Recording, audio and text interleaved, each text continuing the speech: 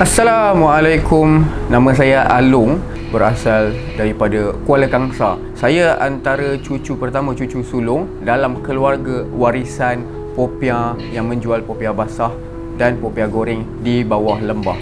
Ini kisah sedikit sebanyak saya nak kongsikan pada yang belum tahu macam mana bermulanya popiah dan sehingga sekarang yang mana saya mewarisi legasi popiah basah.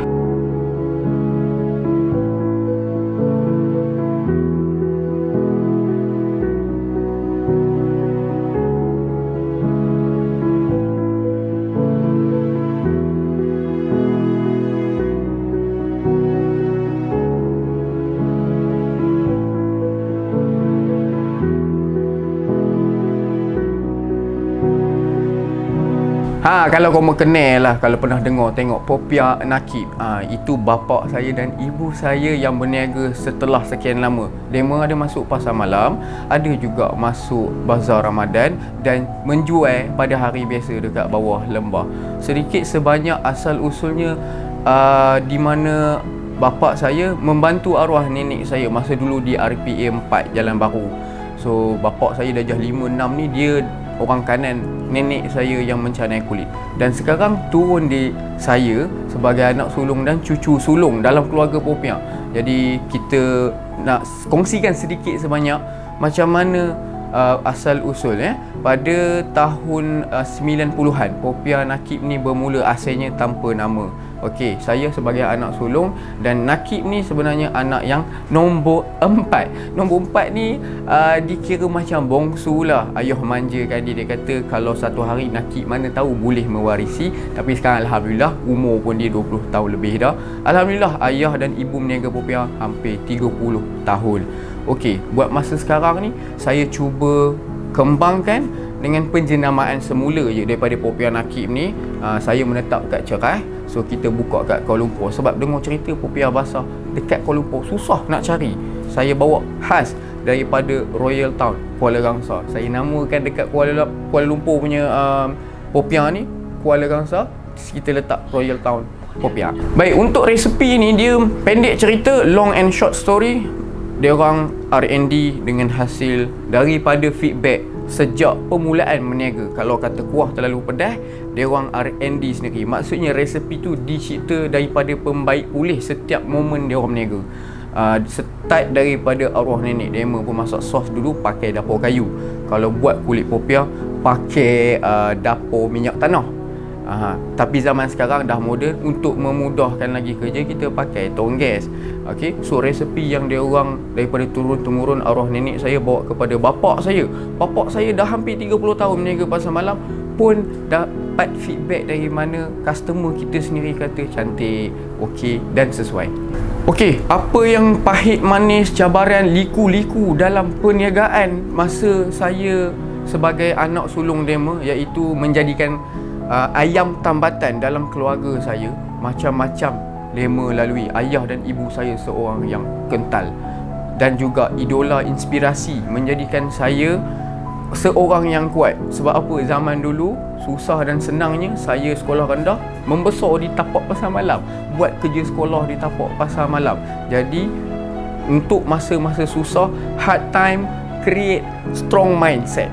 So saya pula menyambung legasi dan meniaga di Kuala Lumpur popiah basah dan popiah goreng sekadar orang kata menyambung warisan keluarga dan juga sama juga tradisi saya bawa anak saya pula ke tempat niaga. Okey, untuk pengalaman pahit yang kata biasalah. Kalau hujan berpanas itu biasa. Kalau yang rasa macam teruk, sekali paling teruk satu hari saya bawa kereta, umur saya tingkatan 4, daripada Kota Lama nak buka bazar Ramadan dekat Arena Square. Keluar simpang, boom, accident, hantam dengan kereta. Tumpah sos popiah, tumpah separuh toge, tumpah sengkuang dalam bonet kereta. Masa tu saya form 4 atau form 5 tak silap saya, dilanggar sebab saya waktu tu hujan lebat. Saya tak berapa nampak atau orang tu tak berapa nampak, memang bertembung. Jadi hari tu apa yang kita buat, ayah kata tak apa, kita meniaga separuh barang yang tak tumpah, yang masih elok, mungkin ini sahaja rezeki kita hari ini. Sampai sekarang saya ingat lagi momen, sebab apa, mengajar saya, walaupun ada halangan, dugaan hari itu, kita tetap teruskan apa yang kita niat nak buat hari itu. Untuk mengekalkan jenama Popiah kami ataupun menyambung warisan, kita first kali rebrand nama daripada Kuala, nak bawakan nama daripada Kuala, kemudian kita combine logo muka mak dan ayah saya.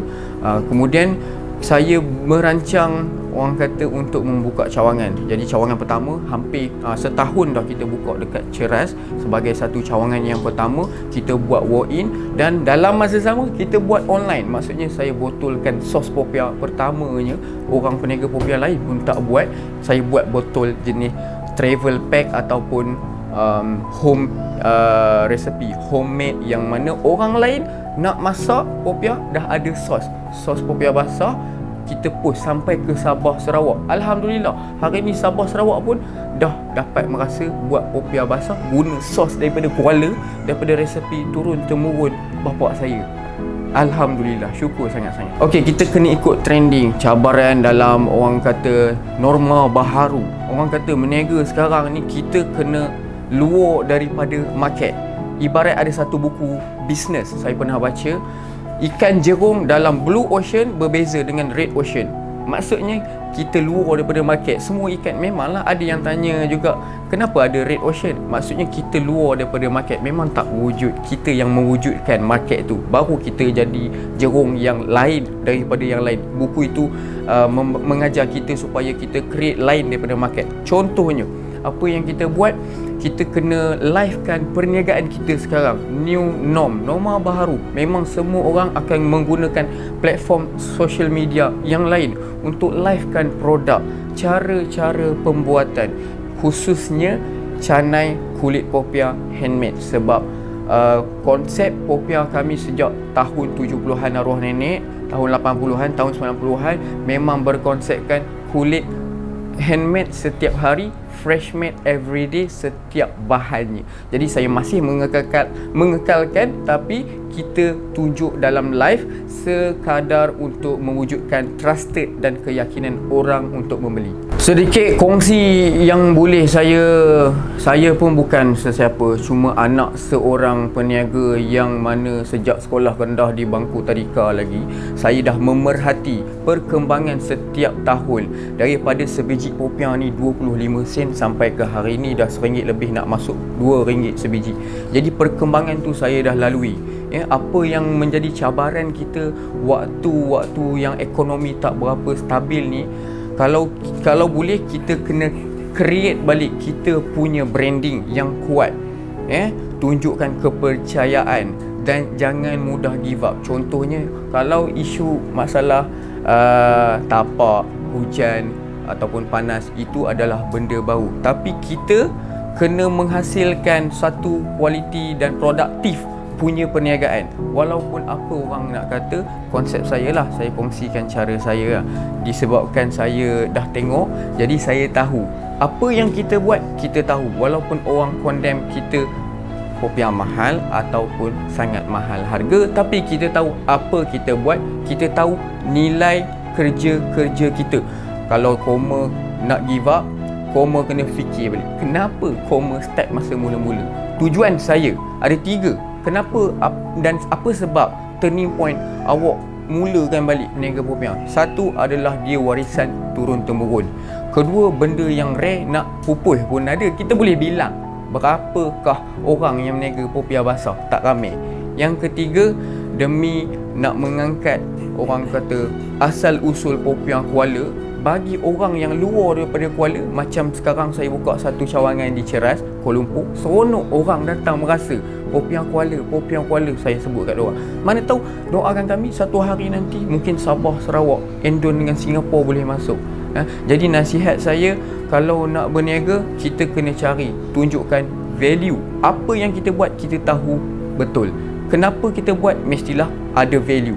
Dan ingat, kita mestilah ikhlas dalam apa benda yang kita buat. Jangan gulung angin koma, sekarang kena viral. Satu hari beli Popiah mahal tapi gulung angin, kita tak nak. Contoh begitu. Jadi kita kena jaga kualiti doa dan juga jangan give up.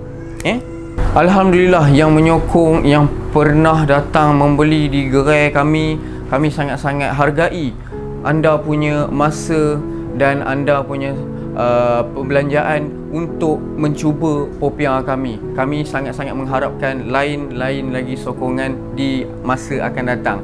Untuk kali ini, terima kasih banyak-banyak juga akhirnya. Ini dan waktu pertama kalinya daripada orang lain yang membuat sedutan video untuk memperkenalkan cara-cara Popiah hari ini. Terima kasih juga pada Kuala Kangsar TV yang membuat ini sebagai perkongsian supaya orang luar boleh tahu.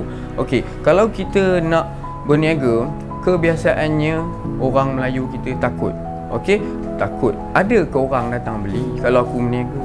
Ada ke laku ke habis ke hari ni? Kebanyakan orang akan fikir benda itu dulu. Cuba tukar fikir benda yang kita nak berniaga ni kita ikhlas buat. Dan perniagaan ni kita serah 100% kepada Allah Subhanahu Wa Taala untuk kita tentukan nasib kita hari ni pada dia. Habis atau tidak itu nombor 2. Yang penting keikhlasan. Sebab orang yang membeli dengan kita, dia akan rasa kita punya keikhlasan bila dia jumpa bertentang mata dengan kita. Jadi bersihkan hati, kuatkan semangat, jangan give up, teruskan berniaga. Ya, itu sekadar perkongsian daripada saya. Yang baik datang daripada Allah Subhanahu Wa Taala, mungkin yang buruk daripada kami. Sekian, terima kasih untuk hari ini dan juga masa akan datang. Jangan lupa support kami yang mana boleh dijumpai lain-lain social media platform dengan nama Royal Popiah. Terima kasih.